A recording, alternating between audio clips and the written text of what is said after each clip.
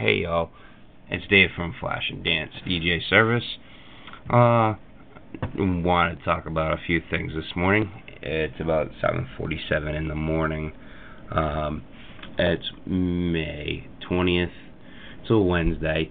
I have a meeting tonight with a bride and groom. Another one. This month has been nothing short of work. It's been really, really nice for a change to have a month that's full. I'm going to start doing some video vlogs, and what I'm using is actually a camera that we bought, me and my wife. We had bought it for our honeymoon, and it seems like it shoots really, really good video footage, so I figured I'm going to give it a try, do some on it. I'm going to talk about a couple of different things this morning. The first video I'm going to do is about the lights that I've been going to and what I've been wanting to get for a while. I've changed over to Chauvet. I've liked Chauvet for a while. I had Omega 1s.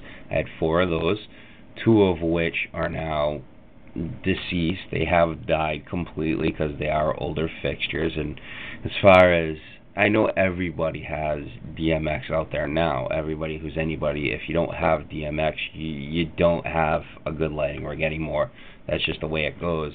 As far as controlled robotics like that, I'm in the process of upgrading audio and doing different things. So I have to I'm on a budget as far as what I get, when I want, and I'm using reinvestment money to make it happen, and I've done that with the few lights that I do have. Over the last couple of days, I finally got the Derby X in on Saturday. I had done an outdoor show, and then I had a first communion that night.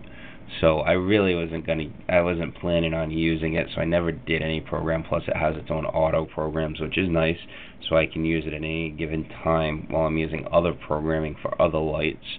But anyway, let the lights do the talking for myself. This one happens to be the Derby X. As you can see, it's got 1, 2, 3, 4, 5, 6 outputs all across the front, and it's a very lightweight, nice linkable fixture that you can control all 6 of these, plus on top of that control you also can do, if you look at my controller, which is a Chauvet piece, I have 8 channels to do different things. And here's number 6. 7 is a strobe. Number 8 is auto function. And this is the speed of everything. And I can control up to 12 different fixtures. And I'm only going to have 4 right now. This is the Elan. Sorry about the sun. Very nice piece. It does all kinds of different things that come out through these different beams. Let me crank this up real quick. Actually, let me turn the fixtures on. When they first turn on, that's what they do. They like to go and start activating themselves ahead of time, even though you may be in blackout mode. Okay. Now, that is what the Elan does, which is pretty cool. It gives you LED, as you can see, on the floor. It moves, and it gives you different colors and stuff. And right now, let me slide over my drive rack. I was in the process of modifying my programming. I add and take stuff away all the time in my audio stuff. So I'm always looking for new stuff inside my drive rack PA, which I'm going to do a tutorial on, which is a very nice piece by Drive Rack. Okay, and now,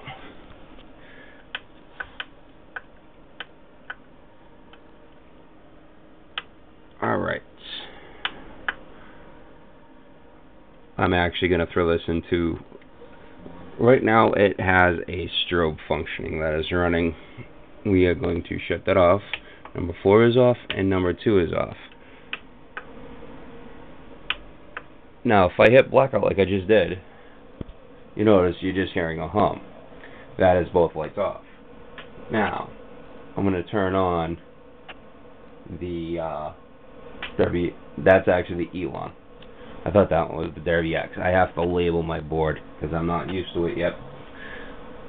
And it moves and it rotates and it does all kinds of nice stuff.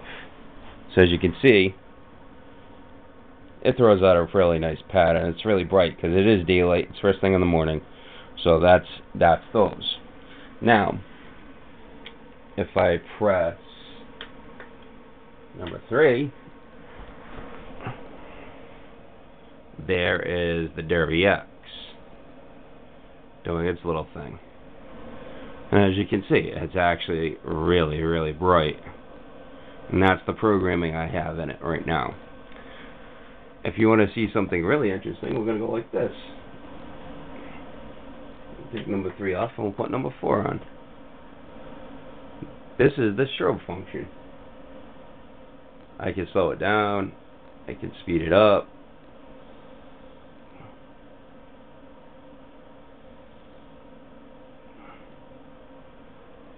I can do just about anything I want. I can, and it's gonna look cool because the place I'm going to is Venus de Milo, and it is gonna look really cool because at Venus I can run fog, so I won't have any issues with making it look the way I really want it to.